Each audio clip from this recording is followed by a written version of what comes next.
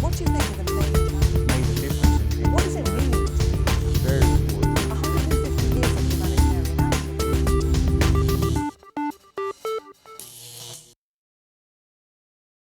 What sort of vulnerable communities are we talking about, and what are you doing for them? We're talking about people who are, in the northern part of Kenya, who have for the longest been pastoralists or marginal agriculturalists with very little yield from their land. For example, in one of our project sites, where we turned about 3,000 acres into very fertile irrigated land, all we needed was to provide the farmers with machines to pump the water from the river Tana. We also provided them with the know-how with agriculture extension officers, so that agriculture becomes a skill that they can practice and they see the fruits from there. This turned a community that had been for 10 years net food recipients, relief food recipients, into a community that was selling food. They have their dignity back. So just through very simple things like providing an irrigation pump, you can really reverse people's fortunes so that they're no longer dependent on food aid, but they're actually providing food for their community. Completely, and we have done that in 24 project sites in Kenya. We can't talk about empowerment without talking about investments in these communities. We must invest in manners that are relevant to them and in manners that address their long-term problems. How important then is the role of the volunteers in investing in these communities?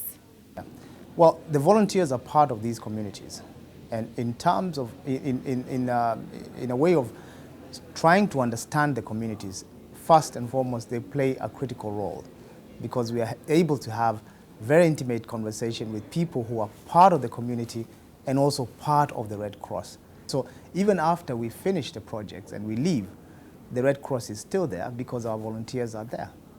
How important is it that it's Kenyans helping Kenyans?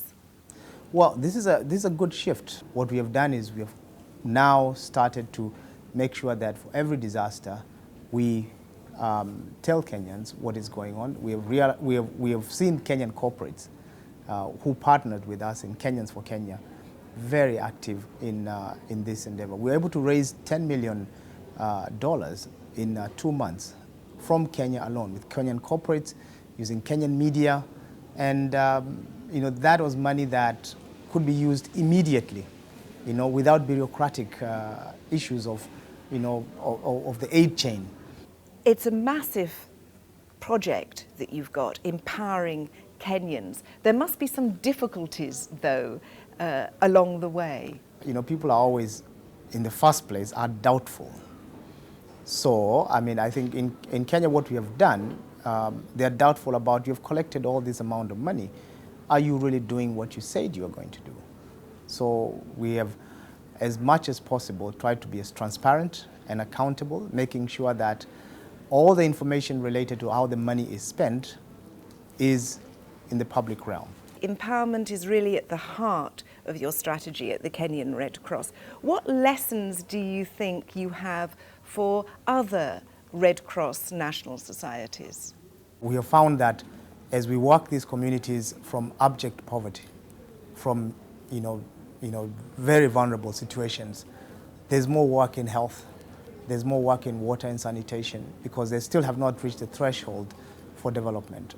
The other lesson that we have learned is that government is willing to listen, but they will only listen if you have the results.